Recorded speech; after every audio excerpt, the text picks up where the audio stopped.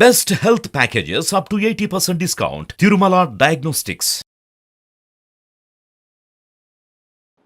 నమస్తే రమ్మగారు. నమస్తే జయ. జాతక కథలు చెప్పుకునేవాళ్ళం మనం, బౌద్ధ జాతక కథలు. అలాంటిది ఏదైనా చెప్పుకుందామండి. దీన్ని జాతక కథ అంటానికి వీల్లేదు కానీ బుద్ధుడి కథ అనుకుందాం. ఓకే. క్రమబోధ. మనం ఏదైనా ఒకళ్ళకి ఏదైనా నేర్పించాలనుకో, దాన్ని ఎట్లా బోధించాలి? ఒక పద్ధతి ప్రకారం కదా. కదా, పద్ధతి ప్రకారం బోధించామనుకోండి, ఒక ఏమంటారు ఉదాహరణతోటి కదా. అవును, అలా బోధించాలి. ఒక పద్ధతిమైన ఒక క్రమంగా బోధించాలి. ఆ క్రమబోధ కథ ఇది. బుద్ధ భగవానుడు దీక్ష తీసుకున్న తర్వాత కొంతకాలంలో జేతవనం వైపుకి వెళ్తూ ఉండేవాడట. ఆ వనానికి దగ్గరలో పెద్ద, ఇది వనం అంటే ఇది జనాలంతా తిరగలిగేది. దాన్ని ఆనుకుని చాలా పెద్ద అడవి ఉండేదట. ఈ అడవిలో ఒక సవరవాడు ఉండేవాడు. సవర అంటే అదొక జాతి, బోయల్లాగానే అదొక సవర జాతి. వీడికి వేట అంటే మహాపిచ్చి. సాధారణంగా ఈ సవర జాతుల వాళ్ళకి వేట అవసరంగా ఉంటుంది ఆహారానికి. వీడిది ఆహారపు కాదు, సరదా. దొరికినట్టు చంపేయటం, చంపటం అంటే వాడికి ఆసక్తి. కొంతమంది అలా ఉంటారు. అవునవును. హింస. ఆహారం కోసం ఒక లేడీని కొట్టి వెళ్ళిపోవటం కాదు. ఆ వెళ్ళిపోతుంటే వాడికి ఇంకేదైనా నక్కోటి ఎక్కువ కనపడేది, నక్కని కొట్టడం ఎందుకు, నక్కని కూడా కొడతాడు వాడు. దాన్ని ఏం తిండు, చంపుతాడు. పులి దాని దారిని అది పోతుంది, అయినా కూడా వీడు చంపుతాడు. చంపడం అనేది వాడి ప్రవృత్తి. పైగా ఈ అడవిలో నన్ను మించిన వేటగాడు లేడని చాలా ప్రగల్భాలు గొప్పలు ఉండేవి. ఈయన వాడు అలా మాట్లాడుతున్నప్పుడు చూశాడు, వాడి గురించి విన్నాడు. వాడిని మార్చాలని ఉంది ఆయనకి. అహింస. నువ్వు ఆహారం కోసం చంపచ్చు, తప్పదు, ఇక నీకు జీవిక లేదు కాబట్టి. ఎందుకు వృధాగా చంపాలి? దాన్ని జీవించే హక్కును పాడు చేయడానికి నువ్వెవడివి? అలా అనిపించేది. అయితే ఏం చేశాడు ఈయన, వాడికి సరిగ్గా బోధించాలని ఒకనాడు, బుద్ధుడి పద్ధతే వేరు, అచ్చు సవరవాడిలాగానే తయారయ్యట ఆయన. బుద్ధుడు ఇలా చేశాడా అని నన్ను అడగండి, ఈ కథలో ఉంది చెప్తున్నా, అంతే. చేసుంటాడు, మనకు తెలియదు. ఏవో కొన్నే తెలుస్తాయి మనకి, అంతే కదండి. సరే, అయితే ఈ కొత్త సవరవాడిని చూసేసరికల్లా మన ఒరిజినల్ సవర ఆశ్చర్యపోయాడు. ఎవరు నువ్వు, ఏమిటి ఇట ఉన్నావు, నాలాగా ఉన్నావు అని అడిగాడు. నా పేరు సవర, నేను ఇక్కడ వేటాడతాను అన్నాడు. అని నా పేరే సవర, నా పేరే పెట్టుకున్నావు, అయినా సరే నువ్వు నాకంటే పెద్దగా వేటాడలేవన్నాడు. ఈ కొత్త సవరవాడు అన్నాడు, అలా కాదు, బ్రహ్మాండంగా వేటాడతా, మన ఇద్దరం పందెం పెట్టుకుందాం, పరిగెత్తే లేడీని కొట్టగలవా అని పాత సవరవాడు అడిగాడు. కొత్త సవరనాడు, ఒక్క లేడేంటి, 100 కొద్ది లేళ్ళని కొట్టగలను ఒక్క బాణంతో, నేను ఒక్క బాణంతో 100 కొడతా అనేసరికల్లా ఏంటంటే మాటలు కానీ ప్రగల్భాలకేముంది, కొట్టి చూపించన్నాడు. చూపించంటే సరే, లేళ్ల మంద వైపుకి 2 సవరవాళ్ళు నడిచిపోయారు. ఆ లేళ్ళు ఇతను కనపడ్డాయి. ఎప్పుడు అతను అన్ని లేళ్ళని చూడలే, గుంపుగా వస్తున్నాయి. వస్తుంటే ఈ కొత్త సవరవాడు ఒక్క బాణం సంధించి లాగేసరికల్లా తమలపాకు మోదలు పడ్డట్టు పడిపోయేట లేళ్ళన్నీ. అన్నిటి మెడల్లోకి గుచ్చేసింది ఆ బాణం. ఎట్టా గుచ్చేసిందో, కుప్పలు తెప్పలుగా మొత్తం పడిపోయినాయి. పడిపోయేసరికల్లా ఆశ్చర్యపోయాడు పాతవాడు. ఇదేం మాయం, ఒకే దెబ్బకి ఎట్టా కొట్టావు అంటే, అన్నాడు, ఎన్ని పడ్డాయో లెక్కపెట్టు అన్నాడు కొత్త సవరవాడు. ఎన్ని పడ్డాయో లెక్కపెట్టు, వెళ్ళి చూసిరా అన్నాడు. 500 లేళ్ళున్నాయి. 500 లేళ్ళని కొట్టేశాడు ఒకే దెబ్బకి.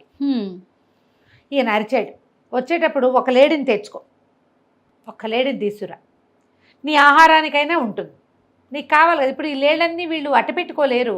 ఒక లేడీని కాల్చుకొని 2 రోజులు 3 రోజులు తింటారు.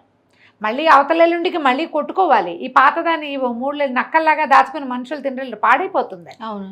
అయితే ఆ లేళ్ళని చూస్తుంటే వాడి కడుపులో దేవేసింది. ఎన్ని 100 లేళ్ళు అన్న జీవితంలో చూడలేదే ఒకేసారి. 30 ఏళ్ళుగా తిరుగుతున్నాను అడవిలో నేను. 3, 4, 5, 6 కనపడతాయి, 10 కనిపిస్తాయి, 100లా? ఇన్ని 100ని ఒక్క దెబ్బకి కొట్టటమా? సరే, ఏమనుకున్నాడు, ఒక లేడి పడిపోయిన లేడిని లేవనెత్తపోయాడు. ఎత్తలేపోయాడు. అది బరువుగా ఉందనుకుని ఇంకో దాన్ని ఎత్తాడు, లేవల. ఆశ్చర్యపోయాడు. చచ్చిన ఏనుగుని కూడా ఈడ్చగలిగిన వాడిని నేను, లేడిని ఎత్తలేకపోతున్నానేమిటి? ఒక్క లేడిని కూడా తెచ్చుకోలేకపోయాడు, మొయ్యలేకపోయాడు. లేవది అసలు, ఇట్లా లేవందే అది పైకి లేవందే, ఇక చేసేదేముంది? మరి తట్టిందమ్మో, ఈయనెవరో మహానుభావుడు, ఈ ఇన్నిటిని కొట్టాడంటే మామూలు విషయం కాదు ఇదని పరిగెత్తుకుంటూ వెళ్ళి కాళ్ళ మీద పడ్డాడు. అయ్యా, ఈ అమానుషమైన చర్య ఏమిటి? మానవులు చేయగలిగేది కాదు. నువ్వెవరో నాకు తెలియదు. ఏమిటి ఈ కిటుకు? ఎట్లా కొట్టగలిగావు? నువ్వు వీటన్నిటిని ఎట్లా కొట్టావు? ఏమిటనేసరికల్లా ఆ కిటుకు నీకు కూడా చెప్తాను, నేను చెప్పినట్టు చేస్తే అన్నాడు బుద్ధుడు. కొత్త సవరవాడి వేషంలో ఉన్న బుద్ధ భగవానుడు ఆవిడ చేస్తానన్నాడు. సరే, ఇవాళ నుంచి 1 నెల రోజుల పాటు వేటాడద్దు, మాంసం తినద్దు. ఓ 1 నెల రోజులు నువ్వు వేట ఆడకూడదు, మాంసం తినకూడదు. ఎట్లా బతుకుతానయ్యా అన్నాడు. నువ్వు ఎట్లాగైనా బతుకు. చెట్ల మీద కాయలు ఉంటాయి, నేల కింద దుంపలు ఉంటాయి. దుంపల్ల పీక్కో, చెట్ల మీద కాయలు కోసుకో, కాయ పండు కసరు తిను, తేనె దాగు. మాంసం మాత్రం ముట్టకూడదు. 1 నెల రోజులు ఉన్నావంటే ఈ కిటుకు నీకు చెప్తానన్నాడు. 2-3 రోజులు అల్లాడిపోయాడు సవరవాడు. సరే, నేను ఒప్పుకున్నందుకు. ఆహారం నోటి పోట్ల, కాయ కసరు నోటికి వెళ్ళదు, గడ్డి తిన్నట్టు ఉంటుంది. మెల్లిగా అలవాటైంది. రకరకాల దుంపల్ని వేయించుకుని, కాల్చుకుని, ఉడకబెట్టుకుని పచ్చిగా తింటని తెలుసుకున్నాడు. రోజులు గడిచే కొద్దికి మాంసం లేకపోయినా హాయిగా ఉండొచ్చు అని అర్థమైంది. ఇదివరకట్లాగా మాంసం తింటే ఉన్న బరువు లేదు ఒళ్ళు, ఇంకా ఏదో కావాలనిపించే ధోరణి లేదు. మెల్లిగా ఆయనకి లేడిని చూస్తే ఎంత ముద్దుగా ఉంది అనిపించడం మొదలుపెట్టింది. దీన్ని ఎట్ట చంపాను నేను?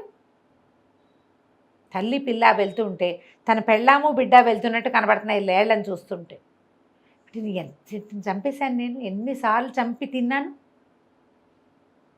ఇప్పుడు ఏమిటి, నేనేం చేయలేకపోతున్నాను, నాకేం చేయబుద్ధి కావట్లేదు. 1 నెల రోజుల పాటు పూర్తి శాకాహారిగా మారిపోయాడు సవరవాడు. 1 నెల తర్వాత ఆయన దగ్గరికి వెళ్ళాడు. అయ్యా, నాకు ఆ కిటుకొద్దు. ఒకేసారి ఒక్క లేడిని చంపితేనే పాపం అనిపిస్తుంది. 100 లేళ్లని పొట్టను పెట్టుకునే విద్య నాకు అసలు అక్కర్లా. నేను అసలు వేటాడిని ఇంకా వద్దు నాకు వేట. వీటితోటే తింటా. ఏదైనా దున్నుకొని మొక్కలు పెట్టుకుని బతుకుతా. కుటుంబాన్ని కూడా అట్టగే బతికించుకుంటా.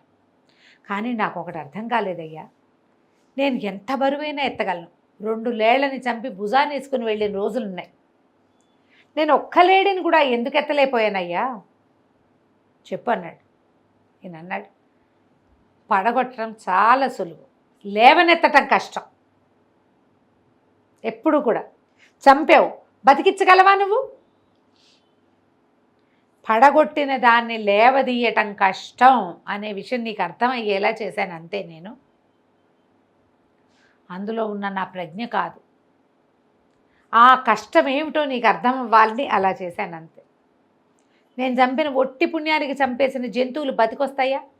వాటి కూడా నాలాగానే జవసత్వాలతో నేల మీద తిరిగే అవకాశం ఉంది కదా, నేను పాడు చేశాను దాన్ని అనే భావం కలగాలి నీకు. ఓకే. ప్రాణం తీయడం సులువు, పోయడం కష్టం. దేన్నైనా పడగొట్టడం సులువు, లేవనెత్తటమే కష్టం. చంపితే కానీ మన కడుపు నిండదు అనే పరిస్థితి వస్తే చంపాలి. కడుపు నిండే అవకాశం ఉన్నప్పుడు చంపద్దు అసలు. అహింస పరమో ధర్మ అన్నారు. హింస మానేయమని కాదు, చెయ్యకుండా ఉండు సాధ్యమైనంత వరకు. అవసరమైతే నీ మీదకే వచ్చింది కత్తి, తప్పదు. అప్పుడు అహింస పరమో ధర్మ అని దండం పెట్టలేవు నువ్వు. వాడు కత్తుచ్చుకుని నీ మీద పడితే నువ్వు కొట్టాల్సిందే వాడిని, అంతే. అప్పుడు హింసే, అప్పుడు తప్పదు. జంతువు కూడా తనకు ఆకలేయందే వేటాడదు కదా సింహం. అస్సలు. మన మనుషులు కూడా అలాగే ఉండాలని బోధించాడు.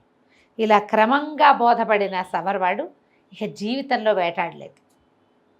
చక్కగా అడవిలో ఓ పక్క కొండరంతా దున్నుకుని గింజలు పండించుకుని ఆ గింజల ఆహారమే తినేవాడట. కథ కంచికి మనం ఇంటికి. అద్భుతం రమ్మగారు. నమస్తే. నమస్తే.